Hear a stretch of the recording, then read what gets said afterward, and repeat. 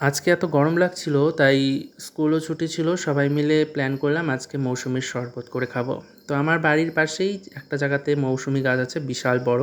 তো সবাই ওখানে গেলাম, আমি আমার ভাস্তা ভাগ্নি ভাস্তি সবাই মিলে আজকে মৌসুমির শরবত খাবো, তাই মৌসুমি পাড়তে চলে গেছিলাম। সত্যি বলতে গ্রামে থাকলে এই সব দিক থেকে অনেক সুবিধা হয়। বাড়ির আশেপাশে অনেক ফল গাছও পাওয়া যায়, অনেক শাকসবজি পাওয়া যায়, যেগুলো আমরা হাতের কাছেই পেয়ে যাই। তাই এই মৌসুমি গাছটা আমাদের এখানকার অনেক পুরনো গাছ।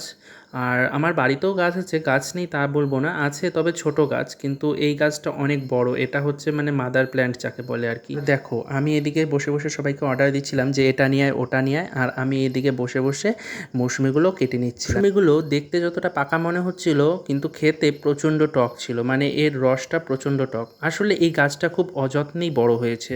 এই আমার আশেপাশে যে বাচ্চাগুলোকে দেখছো, এরা আসলে আমার ভাস্তা ভাস্তি ভাগ্নি। এরা সারাদিন আমার সাথেই থাকে, স্কুল না থাকলে। স্কুল থেকে আসার পরেই আমার সাথে থাকে, গল্প করে, আমি কি করলাম না করলাম, কি করি না করি, সারাদিন এইসবই দেখতে থাকে।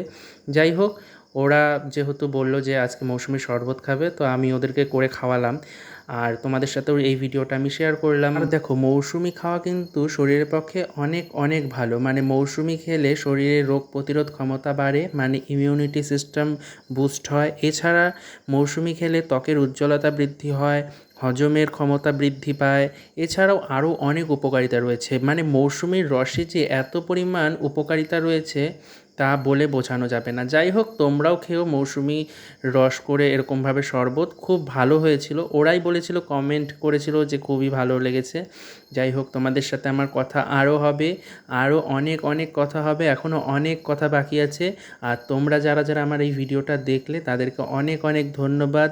তোমরা সবাই ভালো থাকবে, সুস্থ থাকবে। এরপরে তোমাদের সাথে আমি আরও অনেক নতুন নতুন ভিডিও নিয়ে কথা বলবো। আর আমার এই ভিডিওটা যদি তোমাদের সবার ভালো লেগে থাকে তাহলে লাইক করে দিবে।